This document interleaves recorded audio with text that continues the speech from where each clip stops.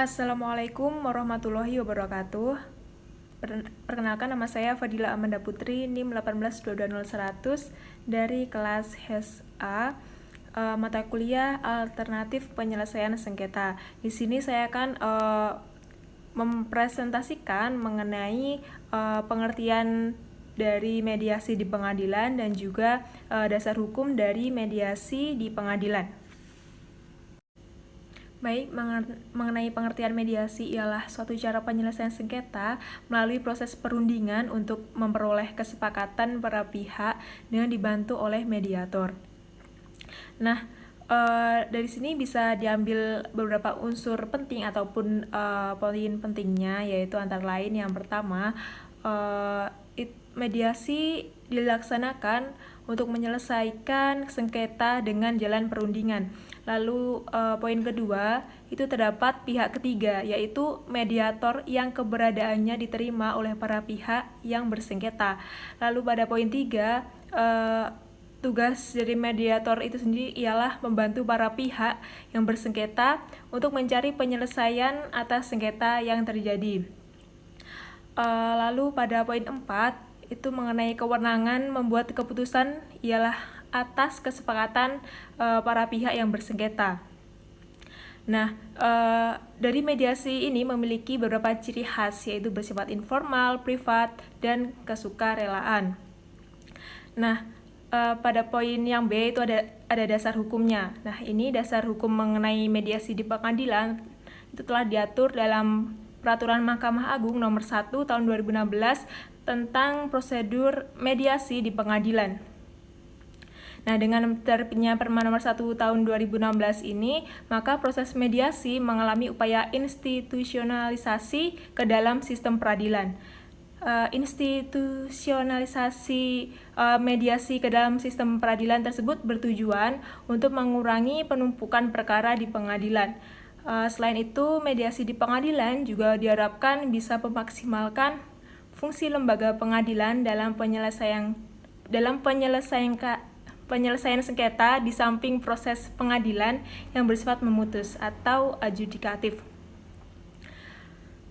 Lalu pada masa sebelum pemberlakuan Perma Nomor 1 Tahun 2016, pelaksanaan mediasi ini hanya boleh dilakukan oleh seorang mediator yang dipilih oleh pihak yang bersengketa.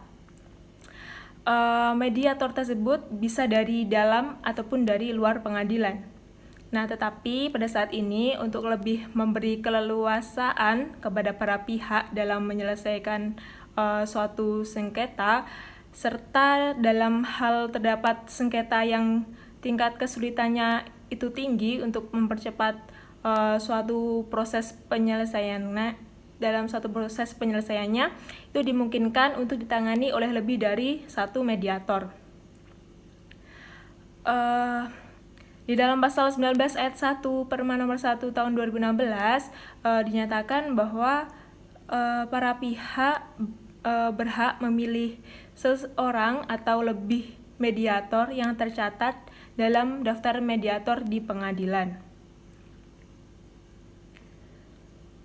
Lalu yang selanjutnya itu mungkin dari kalian bertanya perbedaan apa sih yang mencolok antara mediasi di luar pengadilan dengan mediasi yang dilakukan di pengadilan. Jadi perbedaannya ialah kalau mediasi di luar pengadilan itu sifatnya pilihan, yaitu para pihak berhak untuk memilih lembaga penyelesaian sengketa yang dipercaya untuk dipakai sebagai institusi penyelesaian sengketa. Nah, adapun mediasi di pengadilan wajib untuk dilaksanakan terhadap semua perkara perdata yang diajukan ke pengadilan tingkat pertama. Nah, ini terdapat pada pasal 2 ayat 3 Perma Nomor 1 Tahun 2008. Nah, setelah terbitnya Perma Nomor 1 Tahun 2016 mengenai kewajiban pelaksanaan mediasi bagi sengketa yang masuk untuk diselesaikan di pengadilan, itu bisa dilihat dalam pasal 3 ayat 1 Perma Nomor 1 Tahun 2016. Dalam pasal tersebut begini bunyinya. setiap hakim, mediator, para pihak dan atau kuasa hukum itu wajib mengikuti prosedur penyelesaian sengketa melalui mediasi. Sekian presentasi dari saya. Kurang lebihnya saya mohon maaf. Sekian, wassalamualaikum warahmatullahi wabarakatuh. Assalamualaikum warahmatullahi wabarakatuh. Saya Muhammad Dio Adrian Muhari akan melanjutkan penjelasan dari rekan saya, saudari Padilah Amanda, tentang jenis-jenis perkara perdata yang dimediasi di pengadilan. Lantas apa saja teman-teman perkara yang wajib dimediasi terlebih dahulu sebelum diadukan ke pengadilan? Dalam mohon maaf, Peraturan Mahkamah Agung nomor 1 tahun 2016 pasal 1 menjelaskan bahwasanya adalah semua perkara perlawanan perdata wajib terlebih dahulu dimediasi. Namun di pasal 2 dan selanjutnya itu ada semacam kalimat oposisi, kecuali apa saja. Itu kurang lebih ada 9 poin. Yang pertama saya bacakan di sini ya. Sengketa yang diselesaikan melalui prosedur pengadilan niaga.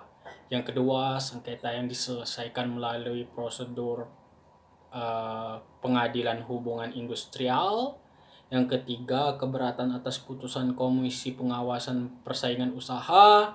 Yang keempat, keberatan atas putusan Badan Penyelesaian Sengketa Konsumen. Yang kelima, permohonan pembatalan putusan arbitrase.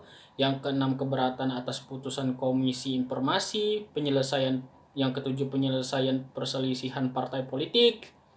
Yang kedelapan, sengketa yang diselesaikan melalui tata cara gugatan sederhana. Dan yang terakhir, sengketa lain yang pemeriksaannya di persidangan ditentukan tenggang waktu oleh ketentuan peraturan perundang-undangan. Selanjutnya, selain dari gugatan yang dikecualikan tersebut, ada 2 poin lagi yang dikecualikan. Apa saja? Yang selanjutnya adalah sengketa yang pemeriksaannya dilakukan tanpa hadirnya penggugat atau tergugat. Yang kedua terakhir yaitu gugatan balik. Dan yang terakhir adalah sengketa mengenai pencegahan, penolakan, pembatalan, dan pengesahan perkawinan. 4 garis besar tersebut, yang mana nomor 1 mempunyai 9 poin, adalah perkara-perkara gugatan yang dikecualikan untuk diselesaikan terlebih dahulu dari proses mediasi. Artinya bisa langsung litigasi. Sekian dari saya, mohon maaf atas segala kekurangan. Terima kasih atas segala perhatian. Akan dilanjutkan oleh rekan saya selanjutnya, yaitu Saudara Rapi. Baik, di sini saya akan melanjutkan presentasi dari kelompok 10 yang membahas tentang pelaksanaan mediasi dan kendala mediasi di pengadilan. Sebelum saya lanjut, perkenalkan nama saya Ahmad Rafi, NIM 18220103. Baik, pertama, pelaksanaan mediasi di pengadilan. Pada pokoknya, mediasi di pengadilan melalui beberapa tahapan, yaitu tahap pramediasi dan tahapan proses mediasi. Dalam tahapan pramediasi, hakim yang sedang memeriksa perkara memerintahkan kepada kedua belah pihak agar menempuh proses mediasi terlebih dahulu, dan kepada mereka berdua, kedua belah pihak diberikan untuk memilih siapa yang akan menjadi mediator. Ketentuan mengenai pramediasi tersebut ditentukan diatur dalam pasal 17 hingga pasal 23. Setelah hakim menjelaskan kepada kedua belah pihak tentang prosedur mediasi dan memuatnya dalam berita acara persidangan pada sidang pertama, kemudian hakim mewajibkan kepada mereka untuk menentukan seseorang atau lebih untuk menjadi mediator yang tercatat dalam mediator pengadilan dalam jangka waktu maksimal 2 hari kerja. Setelah menentukan mediator yang akan menangani mediasi kedua belah pihak yang berperkara, hakim yang menangani perkara tersebut wajib menunda persidangan dan memberikan waktu kepada kedua belah pihak untuk melakukan mediasi tersebut paling lama 30 hari dan diberikan 30 hari tambahan apabila 30 hari yang tadi itu masih dirasa kurang cukup. Hal ini sejalan dengan ketentuan pasal 20 ayat 1 hingga ayat 7 Perma Mediasi. Selanjutnya, tahapan pelaksanaan mediasi di pengadilan ini diatur dalam bab 5 Perma Mediasi. Dalam pasal 24 dinyatakan bahwa dalam waktu paling lama 5 hari kerja setelah menunjuk mediator, para pihak wajib menyertakan resum perkara kepada pihak lain dan mediator. Nah, selanjutnya,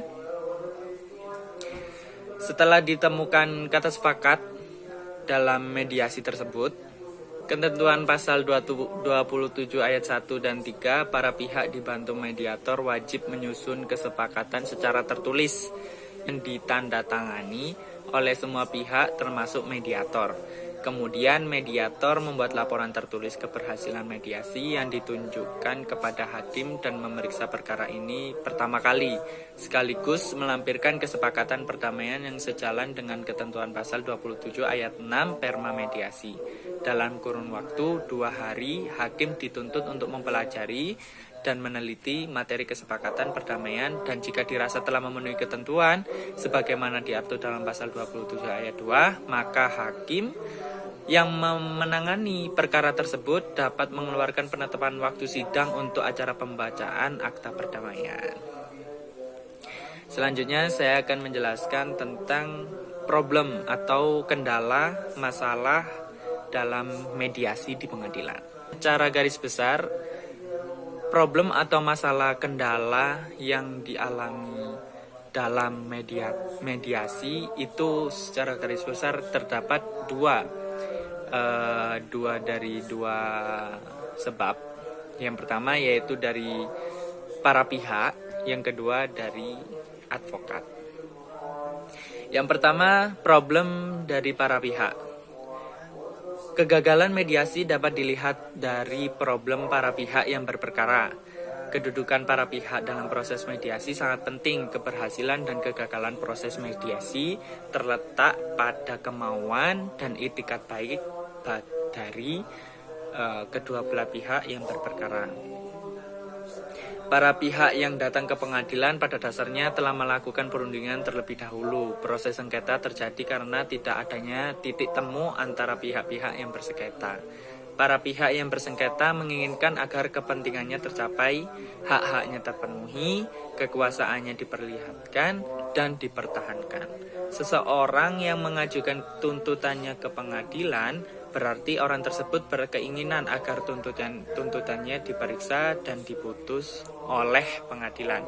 Mereka menghendaki adanya satu proses hukum untuk membuktikan dalil-dalil sebagaimana yang dimuat dalam tuntutan, sehingga ketika mereka menempuh proses mediasi, mereka tidak menunjukkan keseriusan dalam proses mediasi yang ditunjukkan dengan ketidakhadiran salah satu pihak dalam proses mediasi. Jadi kendala dari mediasi yang ditimbulkan dari para pihak adalah ketidakhadiran atau tidak adanya itikat baik salah satu dari pihak yang menyebabkan timbulnya masalah atau problem dalam mediasi tersebut. Selanjutnya, masalah yang ditimbulkan dari kedua belah pihak yang menghambat keberhasilan mediasi adalah tertutupnya para pihak tersebut untuk menyampaikan masalahnya kepada mediator.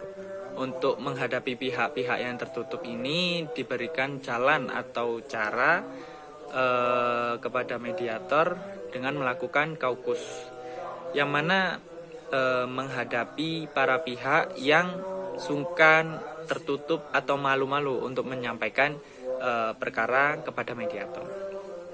Nah, tentang kaukus ini diatur dalam pasal 14 huruf E Perma nomor 1 tahun 2016 mengenai prosedur mediasi di peradilan, yaitu dengan yang dimaksud dengan kaukus ialah menjelaskan bahwa mediator dapat mengadakan pertemuan dengan satu pihak tanpa adanya kehadiran satu pihak yang lainnya. Selanjutnya yang kedua yaitu problem atau kendala yang timbul dari advokat. Advokat yang tidak bisa menjalankan kewajibannya sebagaimana mestinya dan menempatkan kepentingan pribadi di atas kepentingan kliennya itu juga dapat menghambat atau menimbulkan kendala problem atas keberhasilan mediasi tersebut. Advokat yang tidak bisa menjalankan kewajibannya sebagaimana mestinya dan menempatkan kepentingan pribadi di atas kepentingan lainnya akan memberi dampak negatif terhadap keberhasilan mediasi. Para pihak yang diwakili oleh advokat biasanya tidak ikut serta dalam mengikuti proses mediasi yang diselenggarakan di pengadilan. Segala sesuatu yang terkait dengan penyelesaian sengketa, baik pada saat pendaftaran gugatan maupun dalam hal penyelesaian mediasi sepenuhnya diserahkan kepada advokat. Baik demikian dari presentasi kelompok 10 dari kami. Kurang lebihnya mohon maaf. Terima kasih atas perhatiannya. Wassalamualaikum warahmatullahi wabarakatuh.